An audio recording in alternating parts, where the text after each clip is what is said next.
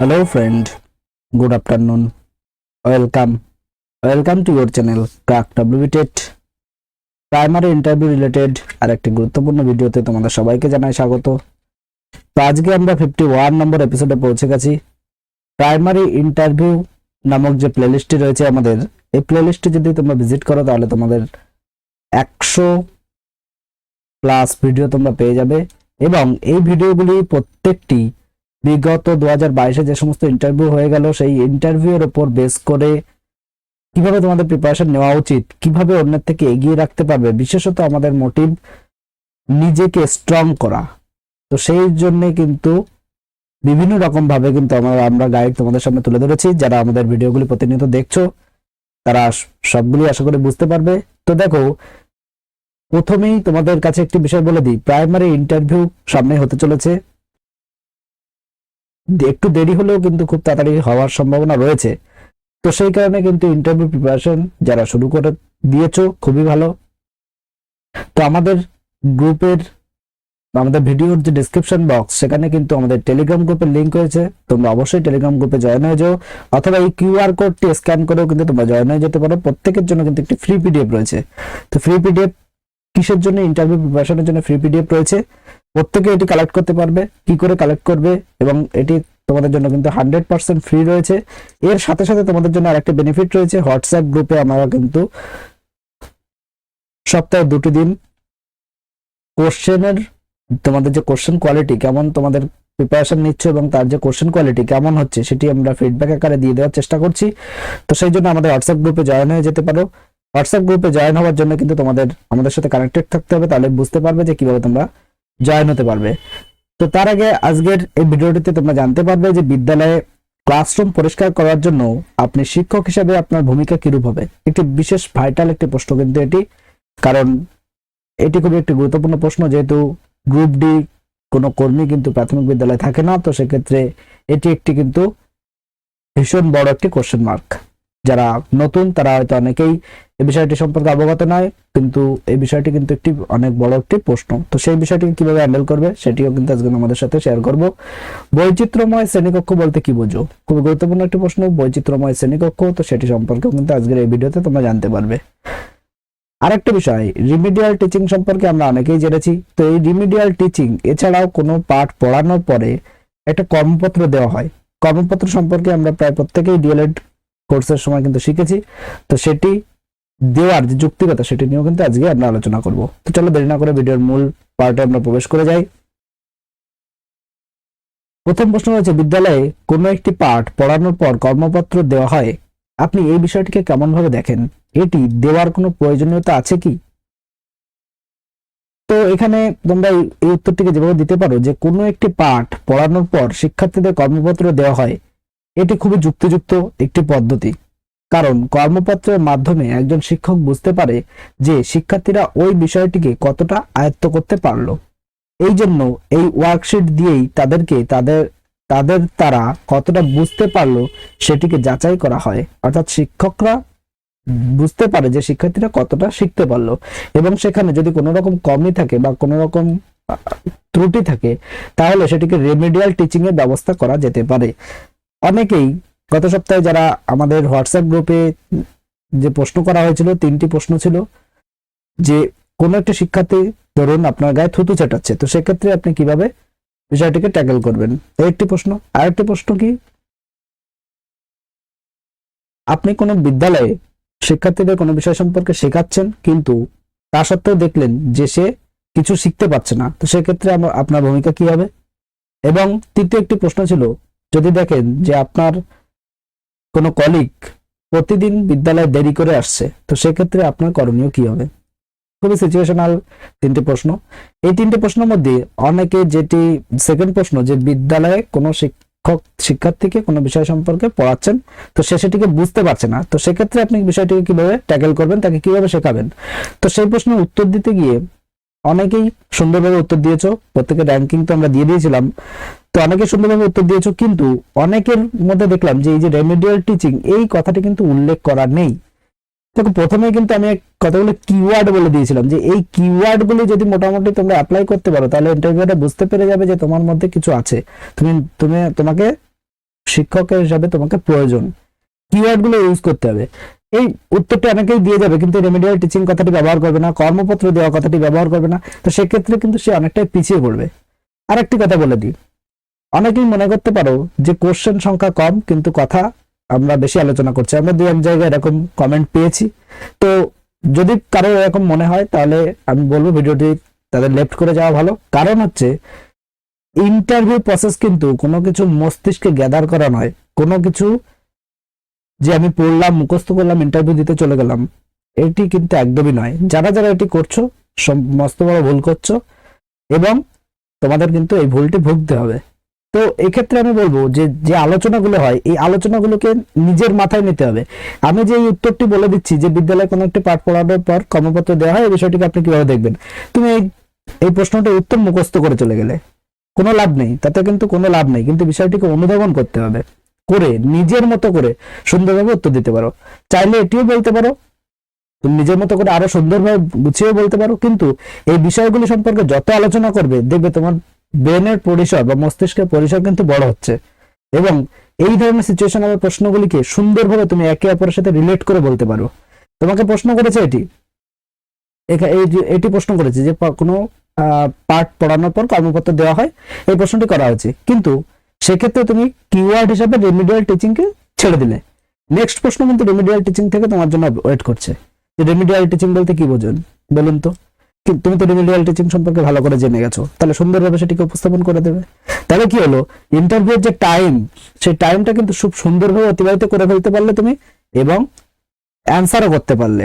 ধরো ইন্টারভিউতে তোমাকে বড় জোর 10 মিনিট ওয়েট করাতে পারে, তো সেক্ষেত্রে একটু বলে দিই যে অনেকের ক্ষেত্রে কিন্তু অনেক রকম এই টাইমিংটা, কারোর ক্ষেত্রে দেখা গেছে অনেক ব্যক্তিগত, যদি আমার ক্ষেত্রেই বলি তাহলে আমার ক্ষেত্রে কিন্তু যথেষ্ট বেশি টাইম কিন্তু রাখা হয়েছিল। এরকম কিন্তু বেশি টাইম কম টাইম বিষয়টি ম্যাটার করছে, যে টাইমে তোমাকে দেওয়া হোক না কেন তোমাকে সেই টাইমের মধ্যে সেই টাইমটিকে সুন্দরভাবে কাটাতে হবে এবং নিজের বেস্টটুকু সেখানে দিতে হবে। সেই জন্য যদি সেখান থেকে টপিক ছেড়ে অন্য কোনো বিষয়ে চলে যায়, তারা এখান থেকে বলে দিল যে বলুন তো যে আফ্রিকা কোন মহাদেশে রয়েছে সাপোজ, বা বলা হলো যে ওয়াশিংটন ডিসি ম্যাপে কোথায় আছে চিহ্নিত করুন তো। এই যে বিষয়টি তাহলে আউট অফ নলেজের বাইরে যখন চলে যাবে তোমার ক্ষেত্রে অ্যান্সার দেওয়াটা টাফ হয়ে যাবে। কিন্তু তুমি যদি নিজেই রেমিডিয়াল টিচিং কিওয়ার্ড ছেড়ে দিয়ে নিজেই রেমিডিয়াল টিচিং নিয়ে আলোচনা করতে থাকো, তাহলে তোমার তো জানা পরিসরটি সুন্দরভাবে তুমি উপস্থাপন করতে পারছো, ইন্টারভিউয়াররা খুশি, তুমিও খুশি, ইন্টারভিউ ভালো হচ্ছে। তাহলে কোনটি তোমার ক্ষেত্রে বেটার তুমি নিজেই আশা করি বুঝতে পারবে।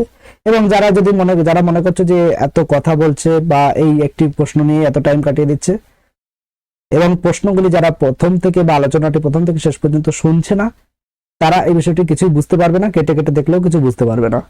তো সুতরাং যদি মনে হয় যে টাইম স্পেন্ড হচ্ছে প্রশ্নটি দেখে বা ভিডিওটি দেখে টাইম স্পেন্ড হচ্ছে, তাহলে বাকিটা তোমাদের ব্যাপার, তোমাদের যেটি ভালো মনে হয় তোমরা সেটি করতে পারো। তোমাদের যাতে বেটার পারফরমেন্স করানো যায় তার জন্য কিন্তু আমরা অ্যান্সার কোয়ালিটি ডিসকাস করছি তোমাদের সাথে, আমাদের ভুলগুলো তুলে ধরার চেষ্টা করছি এবং এই আলোচনাগুলিও এই কারণে করা হচ্ছে। ওখানে যে আমি যে ফল্টগুলো দেখতে পাচ্ছি সেগুলো কিন্তু এখানে তোমাদের সাথে শেয়ার করার চেষ্টা করছি। তো এই প্রশ্নের উত্তরটি আসলে কিন্তু তোমরা সুন্দরভাবে এরকম বলে দিতে পারো। নেক্সট প্রশ্ন রয়েছে, বিদ্যালয়ে ক্লাসরুম পরিষ্কারের জন্য আপনি শিক্ষক হিসেবে আপনার ভূমিকা কি রূপ হবে? তো তোমার মনে একটা প্রশ্ন আসতে পারে যে তুমি তো সুইপার নাও, তো সেখানে তুমি ক্লাসরুম কেন পরিষ্কার করবে? তুমি তো সেখানে শিক্ষক, তুমি তো সেখানে একজন সম্মানীয় জায়গায় তুমি রয়েছো, তো সেখানে বিদ্যালয় পরিষ্কার করার জন্য হাই স্কুলে যদিও প্রাথমিক বিদ্যালয়ে কিন্তু কন্টিজেন্সি থাকে, তো সেখানের মাধ্যমে কিন্তু পরিষ্কার করা হয় মাঝে মধ্যে। কিন্তু ডেইলি লাইফে দেখা যাচ্ছে যদি শিক্ষার্থীরা কোনো একটি বিস্কুটের প্যাকেট খেয়ে বিস্কুটের প্যাকেটটি ফেলেছে, কাগজ ফেলেছে, তো সেই বিষয়টি তো প্রতিদিন আলাদা আলাদা ভাবে কোনো লোককে ডেকে নিয়ে কিন্তু পরিষ্কার করা সম্ভব নয়। তো সেক্ষেত্রে শিক্ষক হিসেবে আপনার যেটি কর্তব্য থাকবে, শিক্ষার্থীদের নিয়ে এই বিষয়টিকে সুন্দরভাবে ট্যাকেল করতে হবে। কিভাবে? প্রত্যেকে কিন্তু জানো যে প্রাথমিক বিদ্যালয়ে কোনো চতুর্থ শ্রেণীর কর্মী থাকে না, এজন্য স্কুলের সমস্ত রকমের পরিষ্কার পরিচ্ছন্ন করবার কাজ শিক্ষক এবং ছাত্রদের উভয়ের সাহায্য নিয়ে করা হয়ে থাকে। এই ধরনের কাজ করতে আমার ব্যক্তিগতভাবে কোনো দ্বিধা নেই। বিদ্যালয়ের শিক্ষক ও শিক্ষার্থীর একটি সম্মানীয় স্থান, তো তো সেই স্থানে পরিষ্কার পরিচ্ছন্ন করাটা কোনো রকম অসম্মানের কিছু নয়। সেজন্য আমি শিক্ষার্থীদের নিয়ে এই কাজটি উৎসাহের সঙ্গে করব, সুন্দর করে এই বিষয়টিকে তুলে ধরতে পারো। তো নিজের ঘর বা নিজের বাড়িকে পরিষ্কার রাখা যেমন একজন মানুষের কর্তব্য, তেমন নিজের ক্লাসরুম বা নিজের কর্মের জায়গাকে সুন্দরভাবে পরিষ্কার পরিচ্ছন্ন রাখাও কিন্তু সেই দায়িত্বের মধ্যেই পড়ে। তো সেই পয়েন্ট অফ ভিউ থেকে কিন্তু এই প্রশ্নের উত্তরটি তোমরা সুন্দরভাবে দিয়ে দিতে পারো। এই ধরনের প্রশ্নের সাথে যদি আগে পরে পরিচিত না থাকো তাহলে অনেক ক্ষেত্রে কিন্তু ভুল উত্তর হওয়ার সম্ভাবনা থাকে, এতে ইন্টারভিউয়ারদের মনে বিদ্রুপের জায়গা আসার সম্ভাবনা থাকে। তো সেই জন্য কিন্তু সমস্ত রকম ভাবে তোমাদেরকে রেডি থাকতে হবে। তো তোমাদের জন্য একটি গুরুত্বপূর্ণ অ্যানাউন্সমেন্ট, আমাদের ইন্টারভিউ প্রস্তুতির জন্য মোট 3টি পিডিএফ রয়েছে। সেই 3টে পিডিএফ এর মধ্যে পিডিএফ 1, পিডিএফ 2, পিডিএফ 3 রয়েছে। এইগুলি কিন্তু আগে ফার্স্ট এডিশন প্রকাশিত হয়েছিল এবং এই যে প্রাইস তোমরা দেখতে পাচ্ছ এগুলো সবই ফার্স্ট এডিশনের প্রাইস। বর্তমানে কিন্তু আমাদের সেকেন্ড এডিশন প্রকাশিত হয়েছে যার প্রাইস রয়েছে 169 এবং 119 এবং 169। বর্তমান যে প্রাইস রয়েছে এটি কিন্তু সেকেন্ড এডিশনের প্রাইস রয়েছে। এখানে কিছু জিনিস আপডেট করে দেওয়া হয়েছে সেকেন্ড এডিশনে এবং এখানে যে টোটাল পেজ সংখ্যা রয়েছে সেটি কিন্তু 489 পেজ রয়েছে। 3টে পিডিএফ মিলে কিন্তু 489 পেজ রয়েছে। প্রথম ইন্টারভিউ 1-এ কিন্তু পিডিএফ ইন্টারভিউর যে প্রস্তুতি, কিভাবে প্রস্তুতি নেবে, কিছু শারীরিক সমস্যা, বুক ধড়ফড় করা, গা হাত পা কাঁপা, বমি বমি ভাব, এই ধরনের সমস্যাগুলো প্রায় সকলেরই থাকে। তার জন্য কিছু অভ্যাস, মেডিটেশন, কিছু মেডিসিনের কথা কিন্তু এখানে সাজেস্ট করা হয়েছে, যেটি পিডিএফ 1-এ পেয়ে যাবে।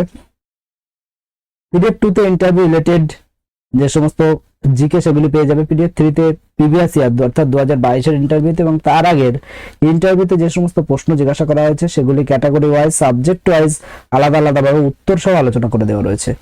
তো যারা এই পেইড পিডিএফ 3টে নিতে ইচ্ছুক তারা ইন্টারভিউ লিখে হোয়াটসঅ্যাপ করবে এই নম্বরে। ইন্টারভিউ লিখে হোয়াটসঅ্যাপ করলে তোমাদের কিন্তু সমস্ত ডিটেলস দিয়ে দেওয়া থাকবে, সেখানে একটি ভিডিও লিঙ্ক দিয়ে দেওয়া থাকবে এবং তার ডেসক্রিপশনে তোমরা এই যে পিডিএফ এর ফিডব্যাক এবং রেটিং কিন্তু পেয়ে যাবে। এছাড়া ইন্টারভিউ পিডিএফ বুক নামে যে প্লেলিস্টটি রয়েছে সেই প্লেলিস্টের মধ্যে 3টি ভিডিও আছে। সেই 3টি ভিডিও যদি দেখে নাও এবং তার কমেন্ট বক্স চেক করলে কিন্তু তোমরা ফিডব্যাক এবং রেটিং পেয়ে যাবে। ডিটেলস জানতে তোমরা ইন্টারভিউ লিখে হোয়াটসঅ্যাপ করতে পারো।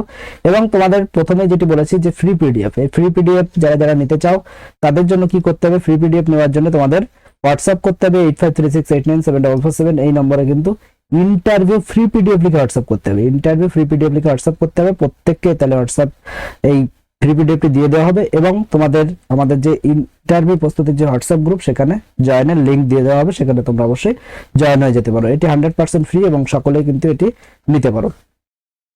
পরের প্রশ্ন, বৈচিত্র্যময় শ্রেণীকক্ষ বলতে কি বোঝো? বৈচিত্র্যময় শ্রেণীকক্ষ বলতে এমন একটি শ্রেণীকক্ষকে বোঝাবে যেখানে শিক্ষার্থীরা বিভিন্ন ধর্ম, বর্ণ, বিভেদ নির্বিশেষে ছাত্রছাত্রীরা থাকবে এবং তাদের চাহিদা অনুসারে তাদের সামগ্রিক উন্নয়নের দিকে খেয়াল রেখে পঠন পাঠন করা হবে। তো বৈচিত্র্যময় কথাটির মধ্যে কি বোঝা যাচ্ছে, যে বিভিন্ন ধরনের একটা সংমিশ্রণ।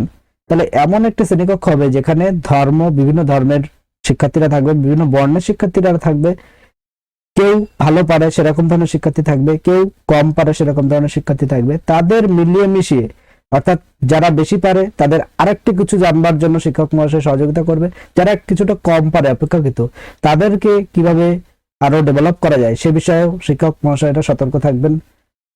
তো সেই রকম একটি শ্রেণীকক্ষে যাতে কি হবে, যদি কোনো শিক্ষার্থী না পারে তাহলে যারা পারে তারা কি করবে, যারা একটু কম পারে তাদেরকে সহযোগিতা করবে। সাথে শিক্ষক মহাশয় তো রয়েছে অ্যাজ এ ফ্যাসিলিটেটর এবং ফ্রেন্ডের মতো। তো সেই জন্য কিন্তু এই ধরনের শ্রেণীকক্ষকে আমরা কি বলবো, বৈচিত্র্যময় শ্রেণীকক্ষ। তো আজকের আলোচনা আমাদের এ পর্যন্তই। হয়তো প্রশ্ন সংখ্যা কম হতে পারে, কিন্তু আলোচনাগুলো যদি তোমরা পার্টিসিপেট করো তাহলে আশা করি তোমাদের উপকারেই লাগবে। তোমাদের ভালো লাগলে অবশ্যই একটি লাইক করে দিও, চ্যানেলে নতুন হলে চ্যানেলটিকে সাবস্ক্রাইব করে রাখো, আমাদের টেলিগ্রাম গ্রুপে জয়েন হয়ে যাও, বন্ধুদের মাঝে ভিডিওটি শেয়ার করে দিও। Thank you.